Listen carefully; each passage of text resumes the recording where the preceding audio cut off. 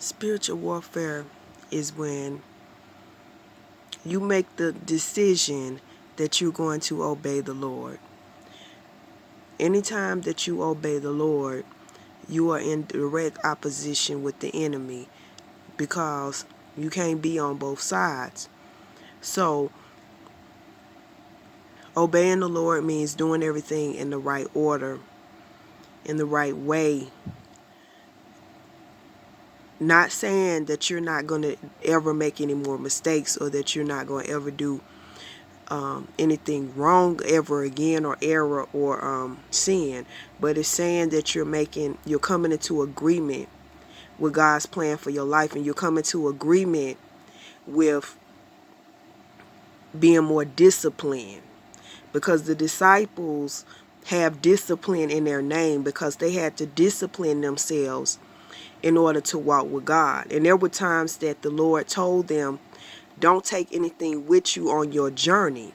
Don't take an extra set of sandals or tunic or money, because all of it will be provided for you. And that's faith, because you got to have some faith to not take anything with you on a journey and know that God will provide. But if you think about every single day, it is not the alarm clock waking us up, it's Him.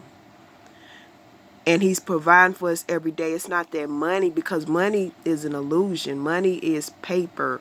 Money is something that someone gave value to. It's a note to pay off bills and debt, to replace gold. But money is not even real. So it's no different than Monopoly, the game Monopoly. And so the knowledge is what the enemy is fighting you on, because when you were of the world, you did as the world did. You thought as the world did, and you wanted to be accepted and received by the world. When you start to live for God, then you start to hear the voice of God and want to do what He wants you to do and what He asks you to do, and you yield to His will.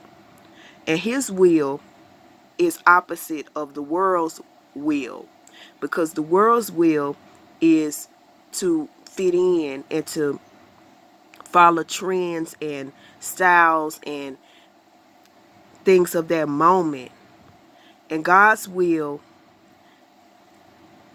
is beyond any tradition, because it goes on forever. It is infinite. And when you think about this body, we housed in this body, but we are more than a body. And we are in this temporary clay to teach us that we are eternal. And when you got immortals living forever since the beginning of creation and since the beginning of their creation, and you have people that used to live 900 years or more, that's just what they documented in scripture. But I believe that there were people that lived far beyond 969 years.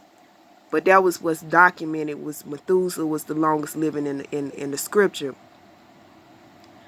So when you got people living that long, and you got immortals living since the beginning of creation and since the beginning of their creation, then you are not old.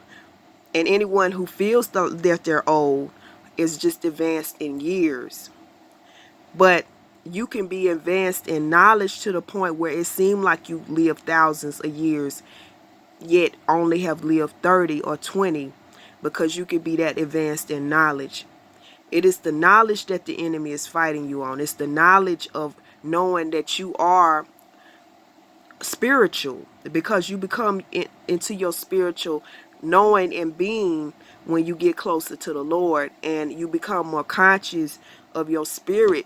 And spirit don't have to eat to survive, and spirit don't have to sleep, and spirit don't have to procreate to multiply. These are all the worldly ways of things. And as you become more conscious of your spiritual self, then it will be in total conflict with your physical self. And anybody in their physical mind and operating just on what they see and not on the spiritual plane are going to be in opposition with you, because the world has trained them and molded them from birth to only look at the exterior of things and only get caught up in material things. But all of these things we will leave behind. So they're not of importance. They are part of the illusion, and they are also there to keep you attached, to create attachment. When you start to become into your spiritual self, you detach yourself from habits, from material things. You start to go in a supernatural way of thinking, a supernatural way of doing things. Even your body doesn't need as much sleep. You'll find that there's times that you might not even be hungry.